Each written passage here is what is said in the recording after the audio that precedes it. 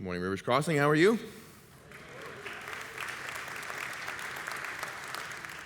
I heard a very mumbled great.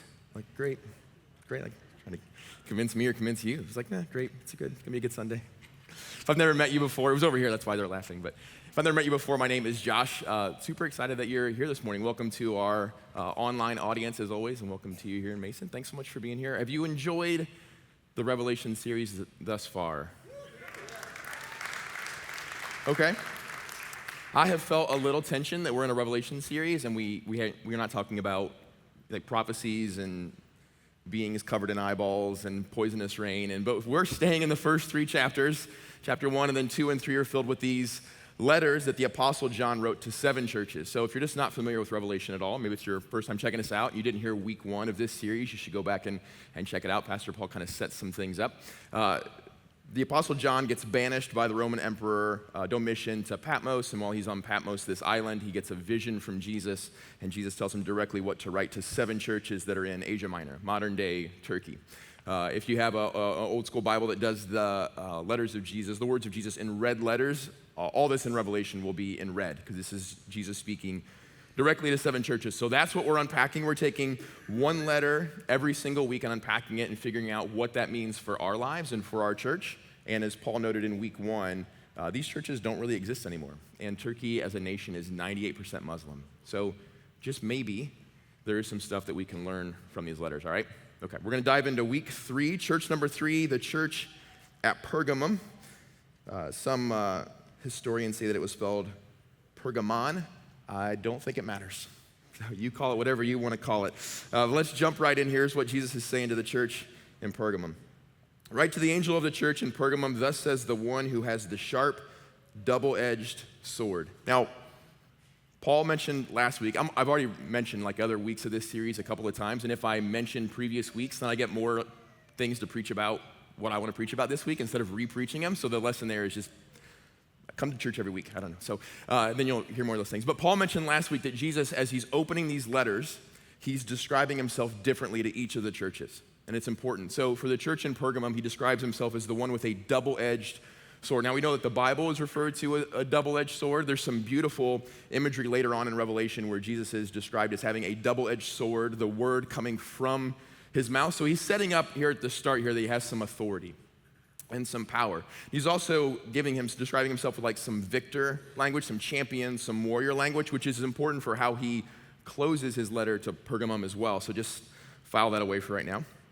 But he continues, I know where you live, where Satan's throne is. Yet you hold to my name and did not deny your faith with me, even in the days of Antipas, my faithful witness who was put to death among you, where Satan lives.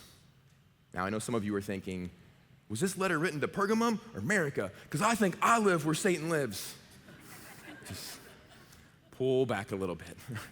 Let me tell you what's happening in Pergamum and why Jesus twice says that Satan lives here and has established his throne here.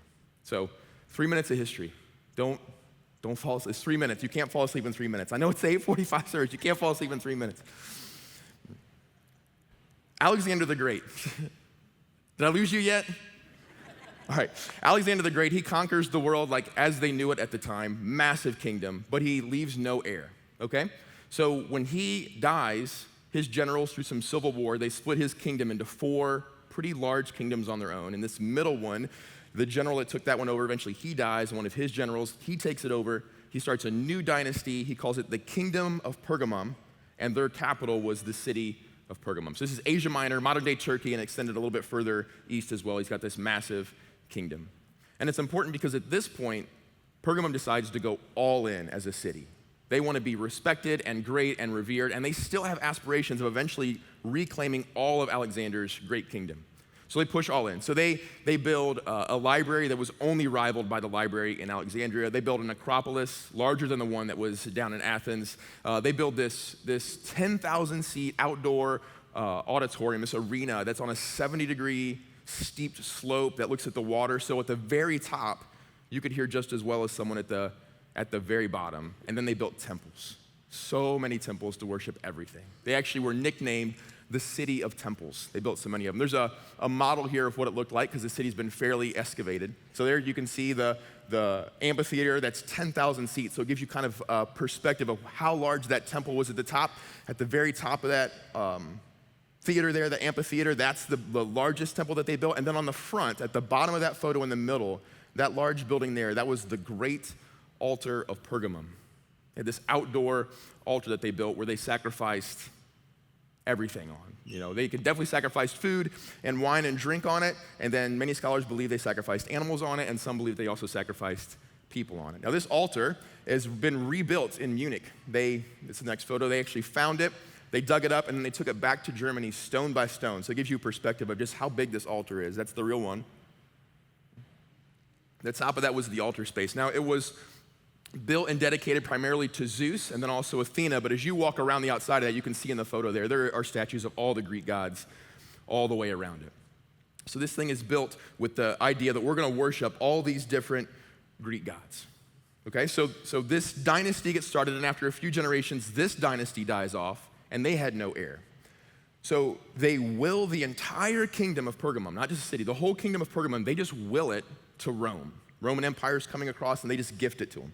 Now, that was common at the time for people to will kingdoms to Rome because Rome was establishing everything, and they wanted their kingdom to thrive. This is the first time Rome accepted one. They loved the city of Pergamum, how rich it was, how beautiful it was. They also thought that owning this kingdom was be their ticket to moving down into Asia Minor and then continuing their conquest east, which was pretty true for the most part. So they take over this kingdom. So now you have here, think about what's happening in Pergamum. You have all the Greek influence that Alexander established that came up from the south and that they've continued to establish where they're worshiping all the gods. Remember, the Greeks are the ones that the Apostle Paul wrote a letter to where he told them, you even have a statue that says, to the unknown God, just so you don't miss one, like worshiping everything. They have that culture. Now you've got the Roman culture coming in, and as Paul told us last week, they required the worship of their emperors because they believed their emperors were being deified, that they were becoming gods. And people are like, okay, we'll worship them too. That's what's happening in Pergamum.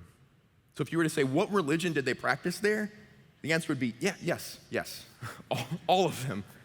What emperors, what leaders did they worship there? Yep, yes, all of them. That's the people that Jesus says, I know where you live, where Satan has established his throne.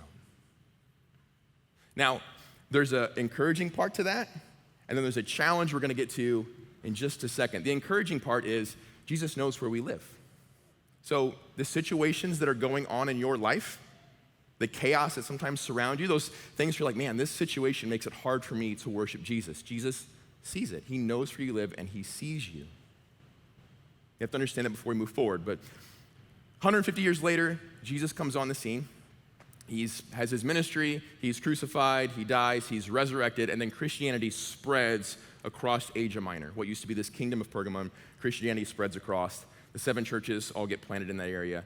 The Apostle John, he gets banished by the Roman Emperor Domitian to Patmos, but he establishes Antipas as the bishop in the church in Pergamum. And Antipas says, I'm not worshiping anything save Jesus. So Domitian, the Roman emperor, says, well, you can die. Now, church history tells us that he also tried to kill the Apostle John. He threw him into boiling oil, and he escaped unharmed. And that's when he said, well, you can go live on the island then. I guess I can't kill you. You go live in Patmos. That's where he has these visions. Antipas, they place inside of a brazen bull, this large bronze bull. They put him inside of it. They sealed it up, and then they set a fire underneath it. And then people would watch. As smoke poured out of the bull and the person inside would scream in pain, it would sound like the bull was howling. This was a Greek torture method that the Romans adopted and used almost exclusively to torture people in the early Christian church to try to squash out Christianity. So put yourself there. You're living in a culture that says worship everything and everyone except Jesus. And your bishop, your pastor says, I'm going to do the exact opposite. And he dies this horrible, brutal death. What would you do? Because here comes the challenge. It said Jesus says, I see you, and offers some encouragement. But then he also says, I have some things that I would like to discuss with you. Continues here in Revelation in Jesus' letter. But I have a few things against you. You have some there who hold to the teachings of Balaam, who taught Balak to place a stumbling block in front of the Israelites, to eat meat sacrificed to idols, and to commit sexual immorality. In the same way, you also have those who hold to the teaching of the Nicolaitans. Jesus is saying, you are faithful, but not fully. When I read the letter to Pergamum, the church in Pergamum, I read about a church that is faithful, but is compromising. And that's what I want to talk about today, compromising. Jesus tells them, I have a few things against you. I want to go through those here. The first is they compromised their faith in Jesus. We see this as a theme. This is going back in the Old Testament, people compromising their faith in God. We definitely see it as a theme across all 70 of these churches, and Jesus is still addressing this with us today, that sometimes we compromise our faith in Jesus and Jesus alone. We like to add other things along the way. Now, for the church in Pergamum directly, he references Balaam and Balak. Now, if you're not familiar with that story, it's in the 3rd or 4th chapter of the Bible, kind of that like February, I'm not doing the reading plan anymore time in your life. King Balak is king of the Moabites, and Israelites are conquering all the nations around him, so he's panicking that he's going to get conquered at some point. So he reaches out to Balaam, who is a sorcerer. He works in divinations. He thinks he can predict the future. So he reaches out to him and says, I want you to curse the Israelites, and I'll pay you. So Balaam's like, okay, I'll make some money. Now God goes to Balaam and says, don't curse my people, my hand is upon them. Balaam wants money, so he tries it anyway, and several times they do sacrifices, and then Balaam goes to curse the Israelites, but every time he tries to curse them, he blesses them instead. God's taking control, and Balaam's actually blessing the Israelites. So King Balak is furious. I'm trying to pay you to curse them, and you keep blessing them. Balaam says, I can't. God won't let me curse them, but I have an idea. If you will just tempt the people of Israel with prostitutes and idolatry, idol worship, they'll destroy themselves. And that sounds like a crazy idea? Absolutely worked. And the Israelites did some horrible things, and God removes his hand from them. And they find themselves cursed instead of blessed. And that's important for us because I want you to get this today. When Satan can't destroy you directly, he will use temptation to get you to destroy yourself. And 2 of his favorite weapons, idolatry and sexual immorality. So if I'm at church almost every single Sunday, my family's giving, we're serving, but you've got this secret sexual sin at home. We're living versions of Christianity that we're making ourselves, and then we just settle in and we compromise.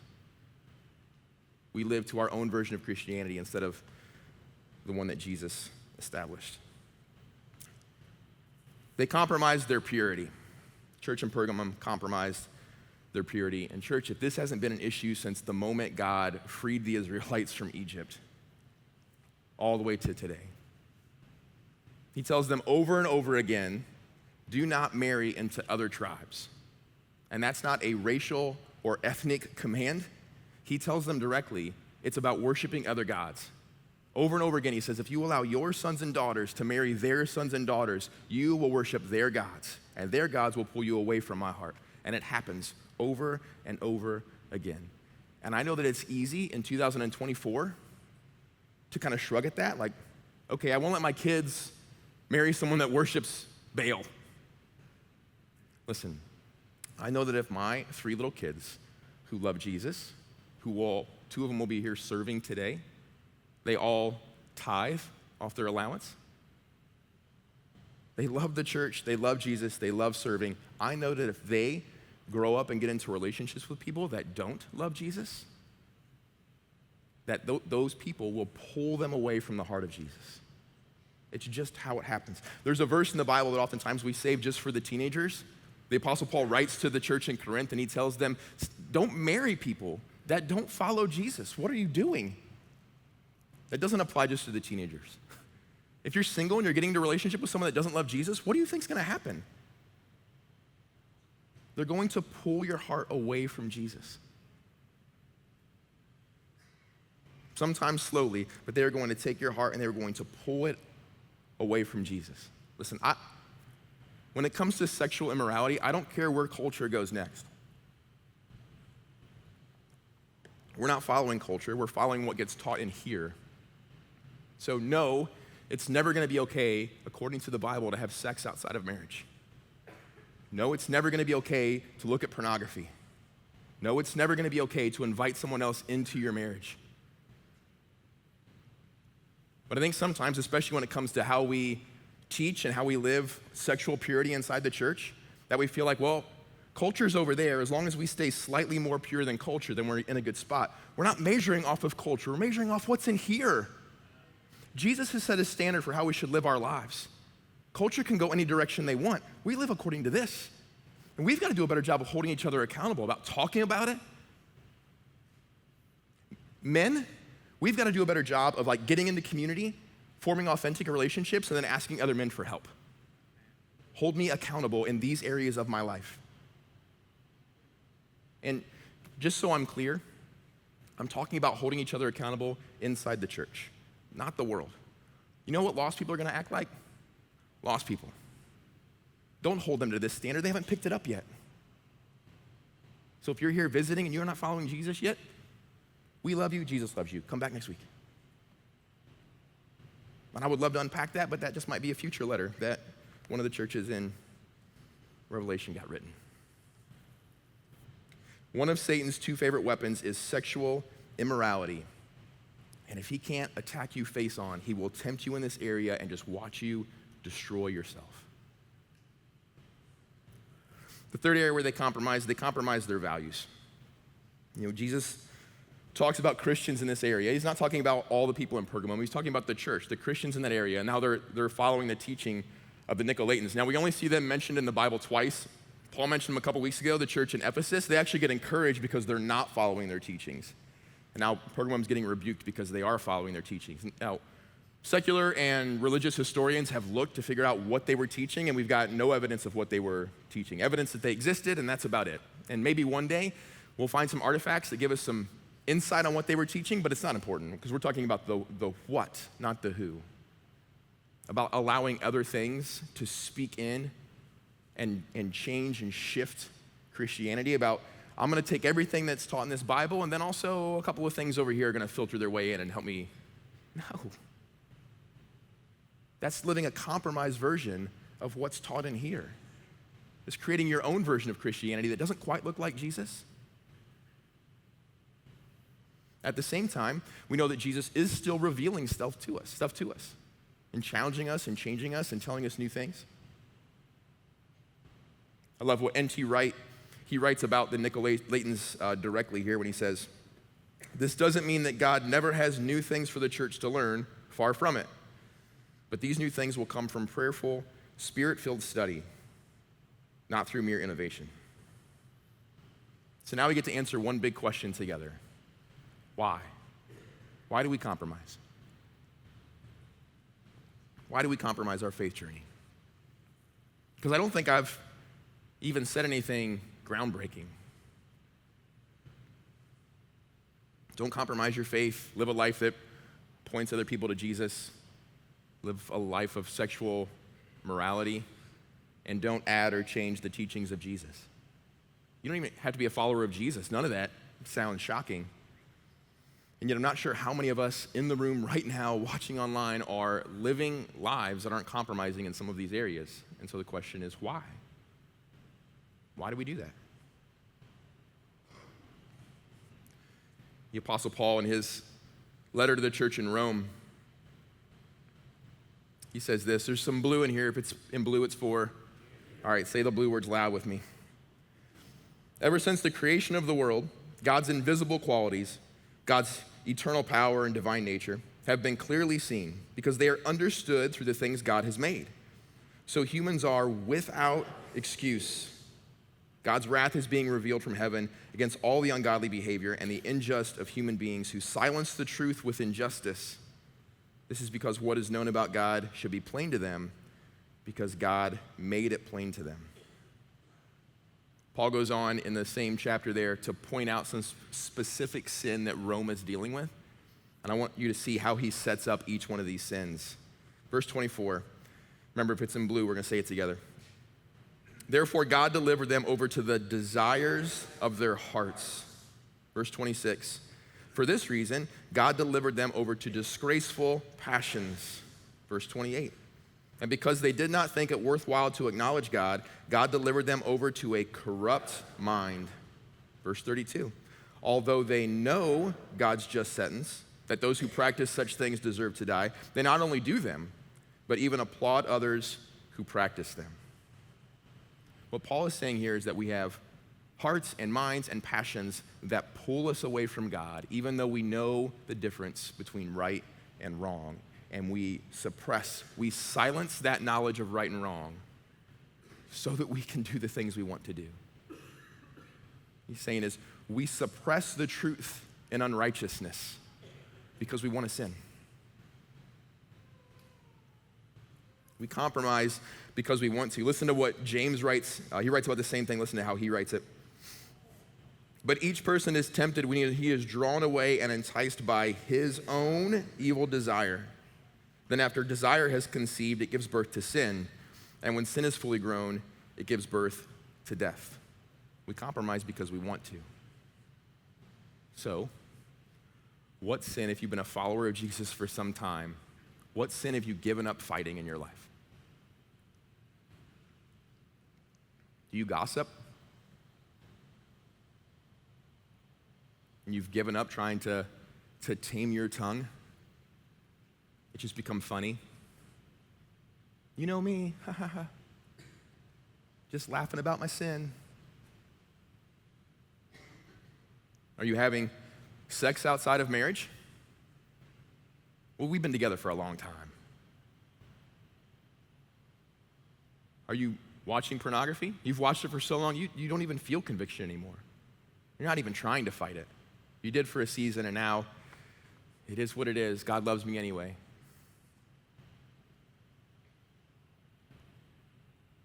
Someone gets up here on stage and teaches just from the Bible about giving and about tithing. And you turn off and you just endure the message because you decided a long time ago, I'm just not going to do it. I'm just not going to do it. What in your life have you just reconciled as it's a part of who I am? You've given up fighting. You're compromising. You're living a version of Christianity that you have created for you because it's easier than the one Jesus created.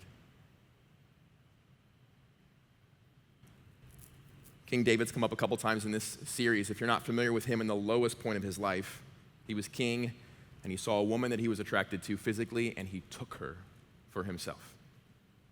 Sexual immorality.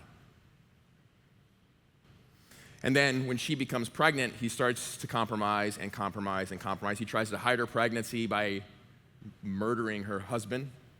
Then he takes her as his own wife. There's a point where Nathan, who was a prophet, Nathan comes to him and he tells him a story about a rich man and a poor man. He said the rich man had so many sheep you couldn't count them. And the poor man had one small lamb that he got when the lamb was a baby. And he had raised this lamb, and this lamb played with his children.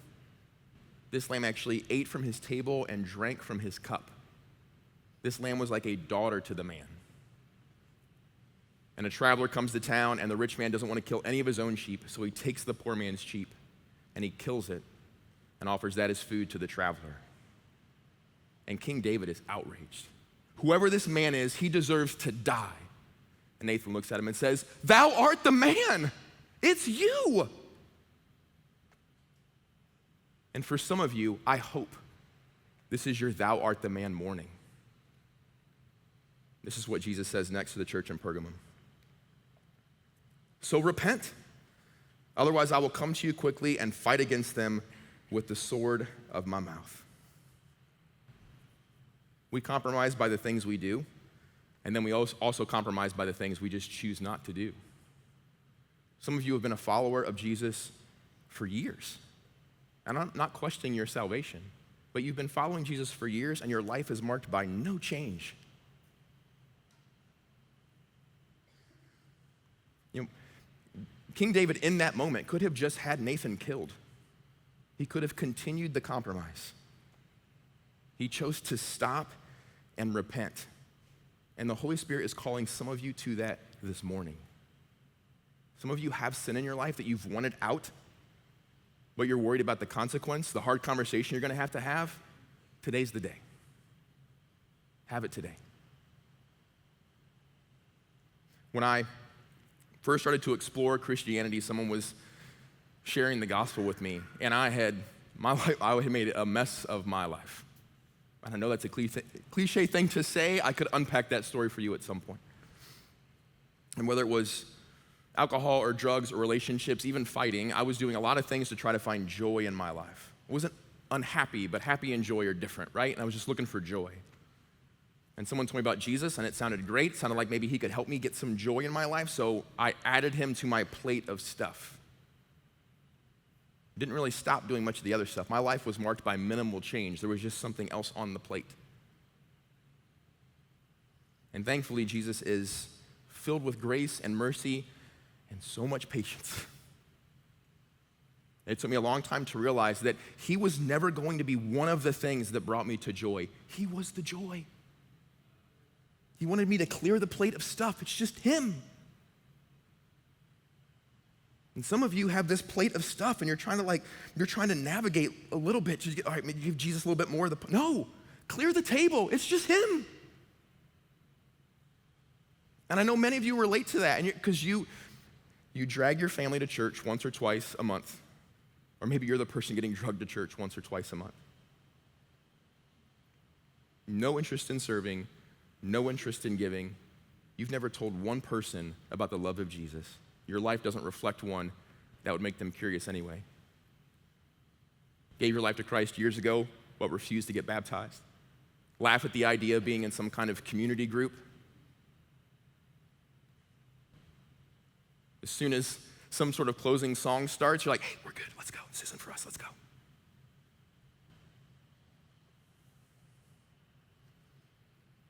Living a compromised version of Christianity that you've created for yourself.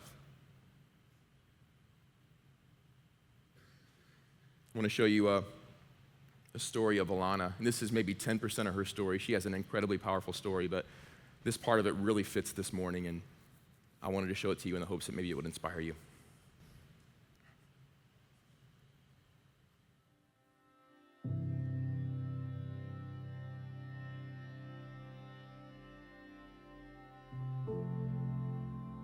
The best way that I could describe my life before Christ was a girl living an ordinary life who didn't think she was worthy of living an extraordinary life. I thought I knew how to heal myself, but I also knew how to destroy myself. And I was really good at it. And the things that I was partaking in were destroying me. But every single time I hit rock bottom, I was just like, I know how to get out of this. Like, I know the way out. But every way out was temporary, unfulfilling, and just led to more pain and suffering, and kind of just put me even deeper into that hole. Late last year in December, I started getting convictions of just you need to go to church, you need to read the Bible, you need to get a connection, because the things that you're doing, they're not working for you. The ways that you're trying to heal yourself, the ways that you're trying to medicate your mental illnesses and your pain and your suffering and grief, it's not working.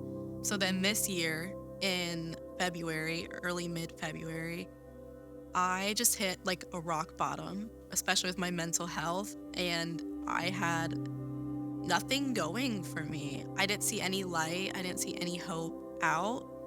And the only thing I could think to turn to was Jesus at that point.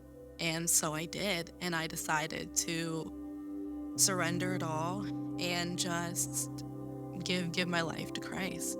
The day I got baptized is one of the most special days ever. I remember it very vividly. It was May 18th.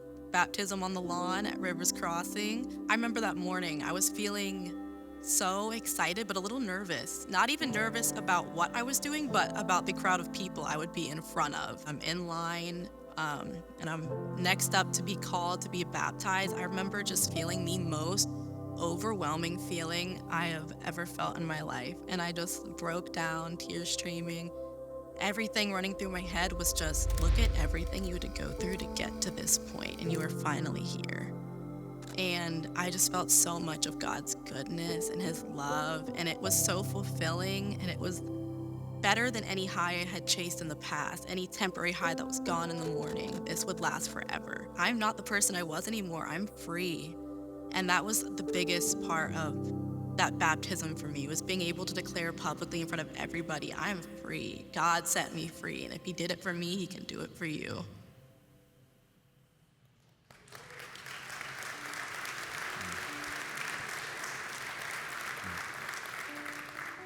Thank you, Alana, for letting us share that. We just this last week, Becky, your director of communication, she and I sat down with Pastor Brian Dern. If you don't know Brian, he is incredibly passionate about baptisms. And the three of us sat down. Becky was just putting together the communication plan for how we're going to communicate the next baptism, and then some baptisms we have planned for 2025. And at the end of our meeting, she simply said to Pastor Brian, if you had a moment to get in front of somebody that just has never been baptized, even though they've given their life to Christ, and you had one thing you could say to them, what would you say? And I thought it was incredibly challenging, so I scribbled it down really fast, and I would love to share it with you. Following Jesus doesn't require you sacrificing part of yourself. It requires you sacrificing all of yourself. And the first step of sacrificing is following his command to get baptized. And if you're not willing to do that, is he really your king? And we don't believe around here that baptism is required for salvation, but it is the first thing that Jesus commanded, didn't ask, commanded us to do once we've given our life to him. And some of you years ago gave your life to Christ and you still haven't gotten baptized? I'm not even trying to preach at you. I know what God has for you, and it's just on the other side of your blasted apathy. Just engage a little bit. Do something. You're living this apathetic faith journey and then wondering why God's not moving in your life. Where would he move? You're living a compromised version of the faith that Jesus has called to. And I just love you so much. I want you to feel what's on the other side of that. I met a man once named Sasa who runs a ministry called Live Dead. And Live Dead plants churches all across the world, but they only plant churches in places where you're not allowed to plant churches, like Iraq and Russia, Southern Asia. And he was having lunch with another pastor friend of mine who pastors here in Cincinnati as well, and he was just explaining that what captured his heart, why he's willing to die just to plant churches, is because he realized that God took a rib from Adam before he gave him Eve to tell us all from the very beginning, I have so much good stuff for you, but the blessings of God are not free. And because salvation was free to us, not free, someone paid for it, it's just free to us, that we start to assume that everything that God has for us is free. And it's not. And Sasa wrote a book, and in his book he says this: we want Eve, but we don't want to give up a rib. We want revival without affecting our lifestyle. We want glory without work. We want to see people come to Christ, but not if it inconveniences us. We want all that God has, but we forget that everything he has to give us always comes with a price. We must be willing to pay the cost. And for the one willing to pay a cost, for the one who refuses to compromise, Jesus has a reward. This is how he closes his letter to the church in Pergamum. Let anyone who has ears to hear listen to what the Spirit says to the churches. To the one who conquers, I will give some of that hidden manna. I will also give him a white stone, and on the stone a new name is inscribed that no one knows except the one who receives it. I told you at the start that he was opening his letter with some champion warrior language. Here he closes with the same. Some hidden manna. This is a reference back to the manna, the actual bread that God gave the Israelites when they were in the desert to physically sustain them. And now Jesus is saying, I will sustain you. Life won't be easy. Following me is not easy. He never once said it was. Not once did he say it was. In fact, he's pretty clear how hard it's going to be. But here he's saying, I will sustain you. And then he said he will give you a white stone with a new name. In this part of the world, in this time period, people got white stones for two things. One, for atonement. If you were guilty and you received a white stone from the right person, you were now innocent.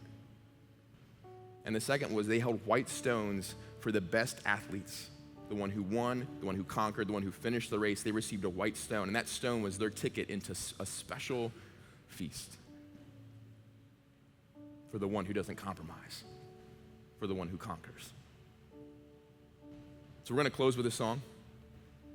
I intentionally picked a song. The lyrics are great. They fit the morning. But I intentionally picked a song I don't think many of you are going to know because I don't really want you focusing on the lyrics. Pastor Rand knows every Christian song I've ever suggested, and he didn't know this one, so I don't think you're going to know it. I want to talk to two specific people in the room, and if either one of these groups apply to you, okay. The first is you need to have your thou art the man moment right now. There is sin in your life, and you are hiding it, and you are holding on, and you are holding on, and you are holding on. Today is the day. Repent. Let Jesus pull that sin and compromise out of your heart. You expose it before it gets exposed. Whether it's pornography or, man, you have a beautiful smile when you're here welcoming people, but at home, your home is filled with such rage and unforgiveness or pride, or it doesn't matter what it is. Don't try to say, he didn't mention my sin, so I'm good. No, stop compromising. And to give you a minute to repent and allow Jesus to yank that out of your heart. And then for the rest of you, you just need to move. Mark your life by change. Stop being apathetic. Do me a favor. Pull your phone out right now. Don't be the person too cool to do it. Pull your phone out. Pull your phone out. Open up the Rivers Crossing app. If you don't have it, you can download it. There's Wi-Fi here. It's a small app. It'll download quickly. In the bottom row of that app, there's a button that says Next Steps. And if you click that button, it will take you to a page where you could sign up to get baptized right now. You could take the tithing challenge and trust God with your finances for the first time ever. You could sign up to serve. If you're in that other group, now that you're inside the app, you can go to Celebrate Recovery. If you just need accountability and relationship, you can get into a community group. You could take a step, and you could do it right now. Or, this is your option as well. It's about a 4 or 5 minute song. You can sit there the whole time. All I can do is give you the choice. You choose. Abba, I thank you for your mercy and your grace and your patience, but I thank you for the challenge that you put in front of us. I thank you for challenging me and pulling me out of places in my life years ago. I thank you for not allowing me to live a compromised life. I thank you for the people in this room that are like, I'm taking a step right now. Will you give them courage? Will you speak to every person in the room this morning, that we would hear your voice more clearly than we've ever heard it before, and will you shake the apathy off of our lives? In your name.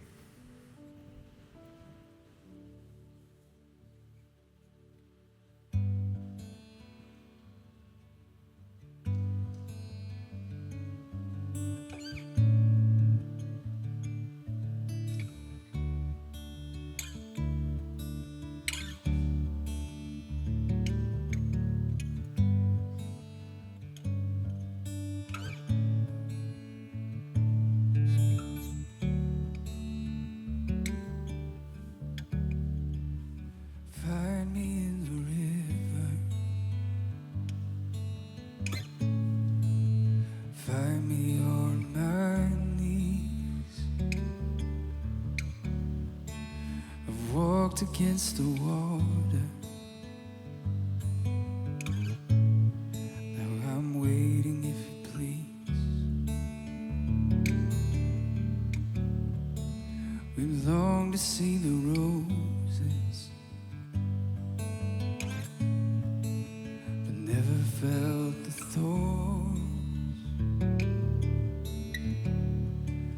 and bought our pretty crowns, but never paid the price.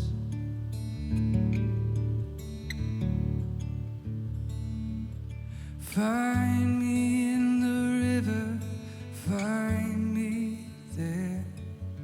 Find me on my knees with my soul laid bare. Even though you're gone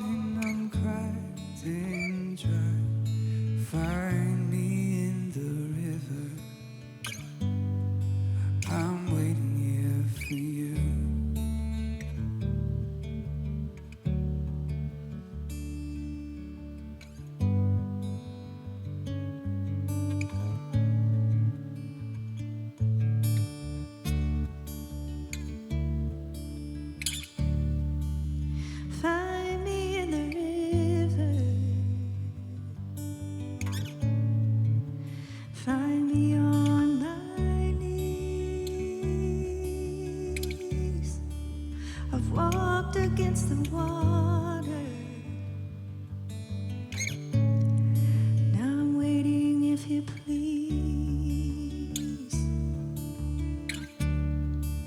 We didn't count on suffering. We didn't count on pain. But if the blessings in the valley, then in the river I will wait.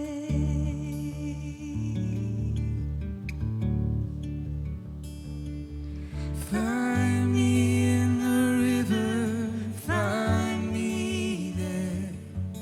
Find me on my knees with my soul laid bare. Even though you're gone and I'm cracked and dry, find me in the river.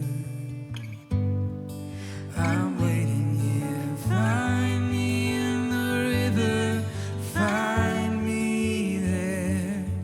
Find me on my knees with my soul laid bare. Even though you're gone and I'm cracked and dry, find me in the river. I'm waiting here for you.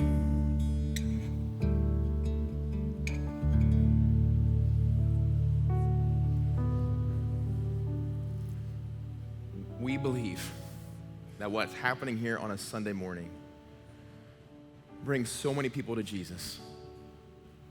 But we want you to take some sort of step beyond that. And we've got ministries, we launch new ones, we end ones that aren't working, and we'll launch other ones, and we want to help. So if you're like, I need to do something, I don't know what to do next, I'm going to give you two tangible, practical options that, again, you can choose to do. One is our VIP room.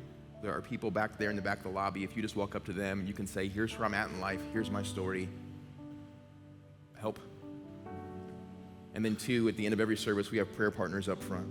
And they'll be up here, happy and honored to pray. They've been praying over you and over the service since probably before you woke up. And now it'd be their honor to pray over you, over your marriage, over a kid. They would love to pray with you right now.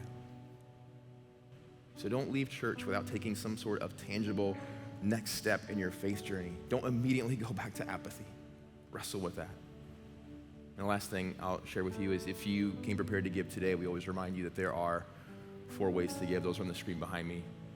Thank you. We can do things like baptize people because of your generosity. So thank you for doing that. I hope that you continue to enjoy this series, lean into it, and we'll see you next week.